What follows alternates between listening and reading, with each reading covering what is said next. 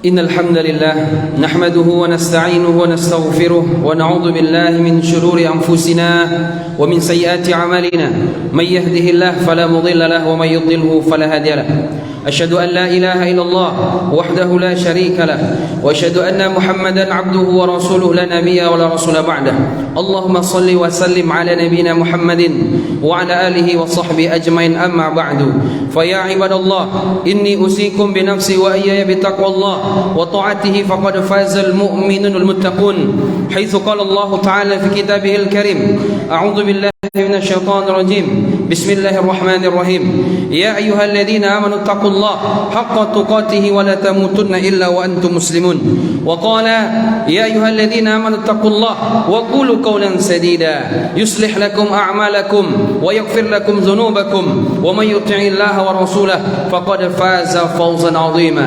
Kaum muslimin sidang jamaah Jumat rahimakumullah. Alhamdulillah, bersyukur kita kepada Allah atas limpahan nikmat-nikmat yang sangat banyak Allah berikan kepada kita. Allah berikan kita nikmat kehidupan, Allah berikan kita nikmat keamanan, Allah berikan nikmat kesempatan, Allah berikan nikmat kesehatan, dan Allah berikan nikmat-nikmat yang lain. Dan Allah berikan kita nikmat yang tidak sembarang orang Allah berikan kepadanya. Tidak Allah berikan kepada anak Nabi Nuh Kan'an, tidak Allah berikan kepada ayah Nabi Ibrahim Azar, yaitu nikmat iman dan Islam. Maka tidak ada kata yang lebih pantas di awal khutbah diucapkan kecuali alhamdulillah rabbil alamin atas segala nikmat-nikmat yang Allah berikan kepada kita. Tapi ingat, setiap nikmat yang Allah berikan ini pada akhirnya Allah akan ambil juga. Kullu man 'alaiha fan, yang ada di dunia ini ketika berbagai macam kemudahan kita dapatkan pada akhirnya pun akan berakhir juga. Maka manfaatkan sebelum Allah ambil nikmat-nikmat itu daripada kita untuk beribadah kepada Allah Subhanahu wa taala. Selawat dan salam semoga tercurah kepada baginda Rasulullah Muhammad sallallahu alaihi wasallam. Kaum muslimin sidang jamaah Jumat rahimakumullah, banyak kita berselawat kepada beliau. Kata Nabi sallallahu alaihi wasallam, man shalla alayya wahidah sallallahu alaihi asyarah. Siapa yang berselawat kepadaku satu kali, maka Allah akan berselawat kepadanya 10 kali. Al-bakhil, orang pelit, man dzukirtu indahu falam yusalli alayya. Orang pelit adalah ketika namaku disebut lalu dia tidak berselawat kepadaku. Kaum muslimin sidang jamaah Jumat rahimakumullah, dari mimbar ini khatib berwasiat kepada diri khatib pribadi dan kepada jamaah sekalian, hendaknya selalu meningkatkan ketakwaan kepada Allah Subhanahu wa taala. Karena dalam Quran Allah berfirman, yauma la yanfa'u malun wala banun illa man atallah biqalbin salim. Pada hari tidak manfaat lagi harta, tidak ada manfaat lagi anak kecuali orang yang datang kepada Allah dengan hati yang selamat. Maka Allah berfirman dalam Al-Quran, wa tazawwadu, berbekallah, fa inna khairaz zadi taqwa, karena sebaik-baik bekal adalah ketakwaan kepada Allah Subhanahu wa taala. Kaum muslimin sidang jamaah Jumat rahimakumullah, dalam Al-Quran ada satu surat yang disebut dengan surat keluarga. Dalam Al-Quran ada seorang manusia yang mana nama keluarga dia menjadi satu nama surat dalam Quran. Dia orang biasa, dia bukan seorang nabi apalagi seorang rasul, tapi Allah sebutkan nama dia dalam Al-Quran. Bahkan Allah samakan penyebutan keluarga dia sebagaimana keluarga-keluarga para nabi.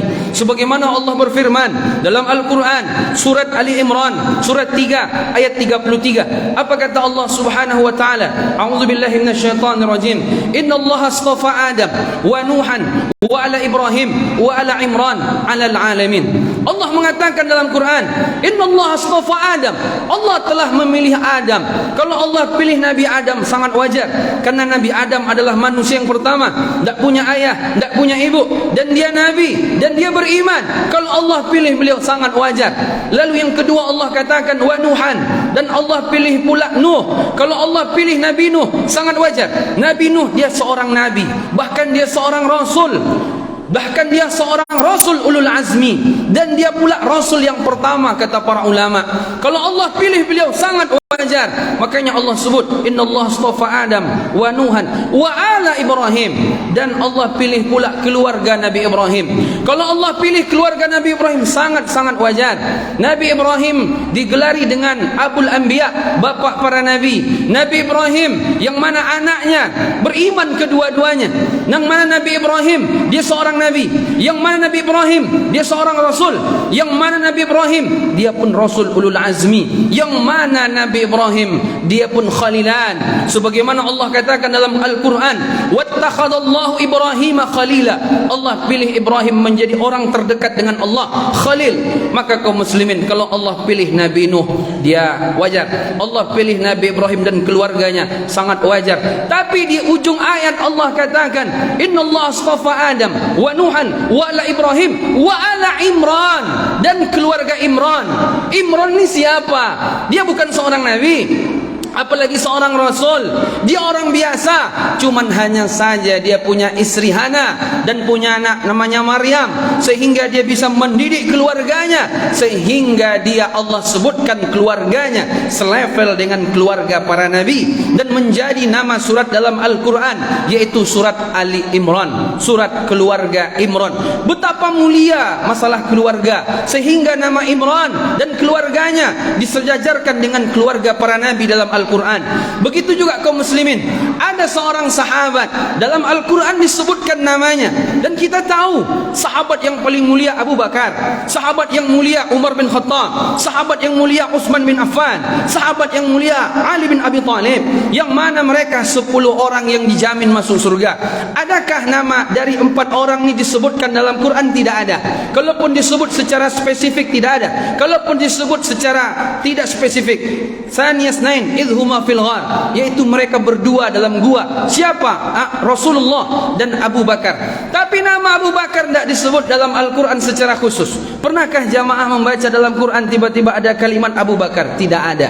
Tapi ada seorang sahabat, dia anak angkat Nabi dulunya, dan dia mantan budak. Tapi Allah sebutkan dalam Al-Quran. Apa kata Allah Subhanahu wa taala dalam surat Al-Ahzab surat 33 ayat 37? Allah berfirman, falamma qada Zaidu minha watara. Ketika Zaid sudah menyelesaikan urusannya, yaitu menceraikan istrinya yang bernama Zainab binti Jahsh. Ketika itu dia nikah dengan Zainab, tapi setahun lamanya akhirnya mereka pun bercerai. Ketika itu kaum muslimin, Allah sebut nama Zaid dalam Al-Quran. Falamma qada Zaidun, Zaid disebutkan dalam Quran. Kata para ulama, kenapa disebut nama Zaid dalam Al-Quran? Karena persoalan masalah keluarga.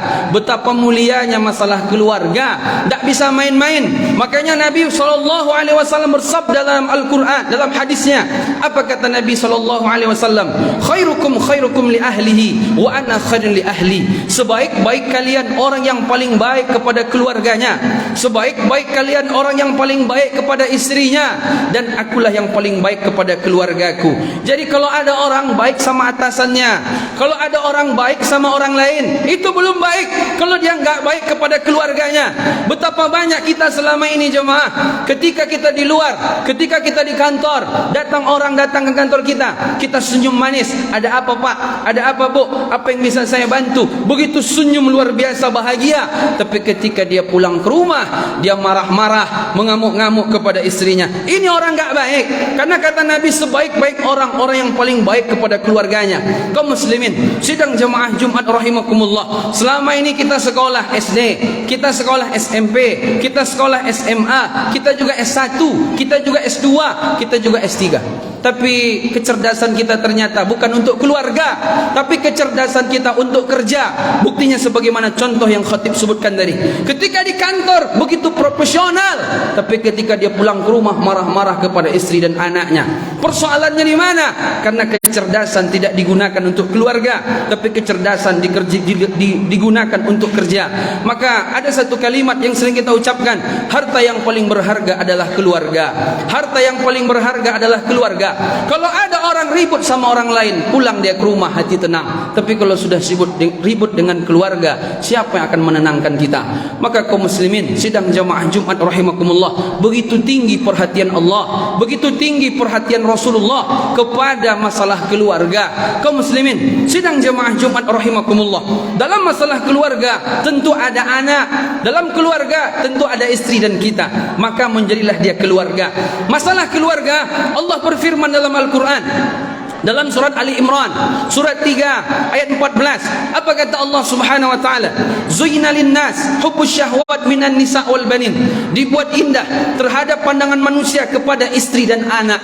Ternyata dalam Quran Allah katakan istri dan anak zina, yaitu perhiasan. Keluarga menjadi perhiasan. Kalau orang enggak punya istri, ada yang kurang. Kalau orang belum punya anak, ada juga yang kurang. Kenapa? Karena anak dan istri adalah perhiasan. Zuyyina lin-nas hubbus syahwat minan nisa' wal banin. Dalam ayat ini Allah katakan keluarga menjadi perhiasan. Tapi ingat, dalam ayat yang lain, dalam surat At-Taghabun ayat 14, Allah pernah pula mengatakan, apa kata Allah Subhanahu wa taala? A'udzubillahi minasyaitonir rajim. Inna min azwajikum wa auladikum aduwwan lakum fahdharuhum. Ya ayyuhalladzina amanu, wahai orang-orang yang beriman, inna min azwajikum wa auladikum aduwwan lakum fahdharuhum. Sesungguhnya istri dan anak kalian adalah musuh bagi kalian. Satu ayat Allah bilang keluarga, anak dan istri menjadi perhiasan, tapi di sisi lain Allah katakan bahwa anak dan istri menjadi musuh. Min azwajikum wa auladikum aduwwan lakum fahdharuhum. Hati-hati kalian dengannya. Kata para ulama tafsir, makna bahwa keluarga, makna bahwa istri dan anak menjadi musuh adalah yaitu penghalang taat kepada Allah Subhanahu wa taala. Berapa banyak seorang suami di hari kiamat besok dia masuk neraka karena tidak mampu mendidik keluarganya.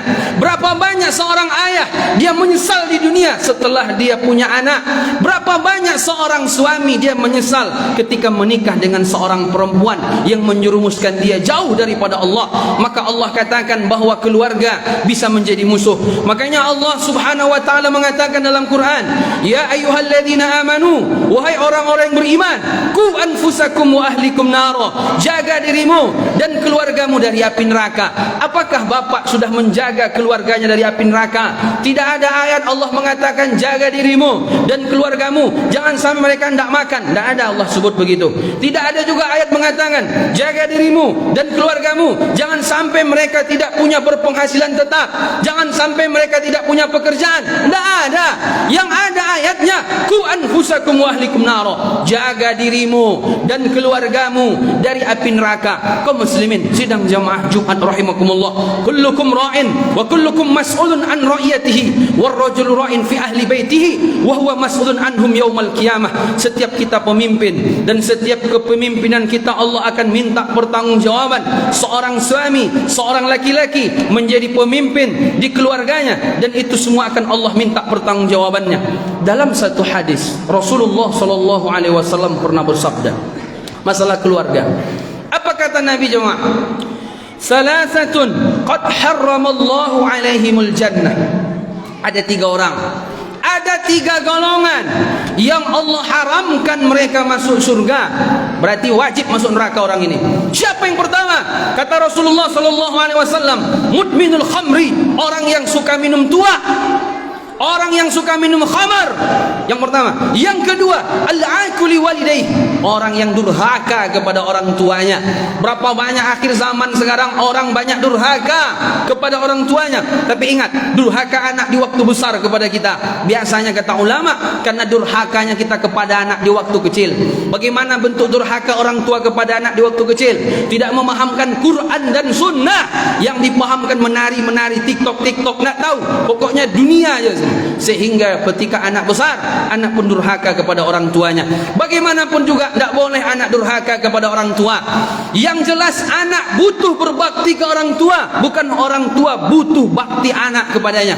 Meskipun orang tuanya kafir, meskipun orang tuanya ateis, meskipun orang tuanya tidak mengatakan Nabi sebagai Nabi, kalau dia anak, dia tetap berbakti kepada orang tuanya. Jadi kalau ada anak durhaka kepada orang tua, maka Allah akan haramkan dia masuk neraka. Yang ketiga, fokus kajian kita, wadayyus alladhi yuqirru su' fi ahlihi, kata Nabi dalam hadis riwayat Imam Ahmad, wadayyus alladhi yuqirru su' fi ahlihi, yaitu dayyus, seorang laki-laki enggak punya cemburu. Ketika istrinya bermaksiat diam, ketika anak perempuannya bermaksiat diam, tidak ada rasa cemburu. cemburu. Ketika melanggar aturan Allah biasa saja. Jamaah yang dimuliakan Allah Subhanahu wa taala. Dalam satu hadis Nabi SAW pernah menyampaikan pula. Apa kata Nabi? Sinfani min ahlin nar lam arahuma. Ada dua golongan yang mereka ahli neraka, tapi saya belum pernah melihat mereka lagi saat sekarang. Di akhir zaman mereka akan muncul, kata Nabi. Yang pertama, qaumun ma'ahum siyad ka'adnabil baqar yadribuna bihan nas. Yang mereka masuk neraka, kata Nabi. Saya belum pernah lihat. Di akhir zaman mereka akan muncul. Qaumun, suatu kelompok, suatu kaum, ma'ahum siyad. Mereka kian kemari membawa ekor sapi, membawa cambuk, ka'adnabil baqar, seperti ekor sapi. Yadribuna bihan nas, memukul-mukul manusia. Kata ulama, maknanya adalah orang yang punya kekuatan tapi menzalimi rakyat. Mereka punya kekuatan tapi menzalimi masyarakat, takut orang sama dia. Yang kedua, kasiyatun ariyatun ma'ilatun mumilat, ru'usuhunna kasdibukhtil ma'ilah, la yadkhulnal jannata wa la yajidna rihaha. Yaitu perempuan berpakaian hakikatnya telanjang, yang mana mereka ini tidak akan masuk surga, bahkan tidak mendapatkan bau surga di hari kiamat. Rawahu Muslim, hadis sahih yang diriwayatkan oleh Imam Muslim. Perempuan berpakaian tapi telanjang. Kata Nabi, awadayus alladhi yukiru su' fi ahlihi. Seorang ayah, seorang suami, seorang laki-laki punya tanggung jawab kepada istrinya, punya tanggung jawab kepada anak perempuannya, tapi dibiarkan saja bermaksiat, maka tidak akan masuk surga, dan dia disebut dengan dayus. Hari ini jamaah, berapa banyak anak-anak kaum muslimin perempuan keluar rumah tidak pakai jilbab? Berapa banyak istri-istri laki-laki orang beriman tapi dibiarkan saja mengumbar aurat? Kata para ulama, makna perempuan berpakaian tapi hakikatnya telanjang tiga. Yang pertama, mereka pakai baju tapi pakaian ketat. Kalau ada bapak punya istri, punya bapak punya anak perempuan, keluar rumah pakaiannya ketat, itu dosa, hukumnya haram, dosa besar. Orang tuanya dapat dosa. Kalau dibiarkan, berarti dia dayus. Yang pertama. Yang kedua, kata para ulama, perempuan berpakaian tapi transparan. Kalau ada bapak punya istri, punya anak perempuan, yang mana dia berpakaian tapi dia transparan, berarti masuk dalam hadis Nabi yang mereka berpakaian tapi hakikatnya tidak berpakaian. Dan yang ketiga, kata ulama, mereka ketika keluar rumah, mereka tidak cukup baju mereka untuk menutup aurat mereka. Kalau dia pakai baju mungkin sampai sini saja, kalau dia pakai baju mungkin sampai pahanya saja, sampai betisnya saja. Maka kaum muslimin sidang jamaah Jumat rahimakumullah, jangan sampai kita menjadi seorang ayah, jangan sampai kita menjadi seorang suami, justru malah menabung dosa lewat istri dan anak-anak perempuan kita. Maka dalam satu hadis Nabi SAW pernah menyebutkan, siapa yang punya anak perempuan 3 orang lalu dididiknya sampai dewasa dan taat kepada Allah Subhanahu wa ta'ala, maka Allah akan jamin bagi orang tuanya surga. 3 orang anak perempuan, bukan laki-laki, 3 orang anak perempuan. Siapa yang punya anak perempuan 3 orang lalu dididiknya betul-betul salehah sampai dewasa, maka dijamin surga bagi orang tuanya. Bahkan dalam hadis yang lain 2 anak perempuan, bahkan dalam hadis yang lain 1 anak perempuan. Maka jamaah yang dimuliakan Allah, kita berharap kalau bisa dosa yang lalu diampuni, dan hari ini kita menambah amal. Dari sisa-sisa umur kita nih, kita berpacu dengan waktu, dengan kematian kita. Kalau bapak mati 3 tahun lagi, 3 tahun ini maksimalkan beribadah. Tapi jangan sampai dosa yang lalu kita berharap Allah ampuni, ke depan bertambah amal soleh, tapi kita tanpa sadar ternyata ada transfer dosa kepada kita. Ternyata dari siapa? Anak-anak perempuan kita. Mereka berpakaian tapi hakikatnya tidak telanjang. Ketika seorang ayah tidak ada rasa cemburu, ketika anak perempuannya dibonceng sama laki-laki lain malam minggu, ketika istrinya dibonceng laki-laki yang tidak mahram, dibiarkan begitu saja. Ketika anak perempuannya di WhatsApp sama laki-laki lain, mereka bercerita yang sifatnya lebih sensitif, dibiarkan saja, membiarkan anak perempuannya berpacaran. Ini termasuk dayus, yang mana orang seperti ini Allah akan haramkan mereka masuk ke dalam surga. Fa'tabiru ya ulil absar la'allakum turhamun.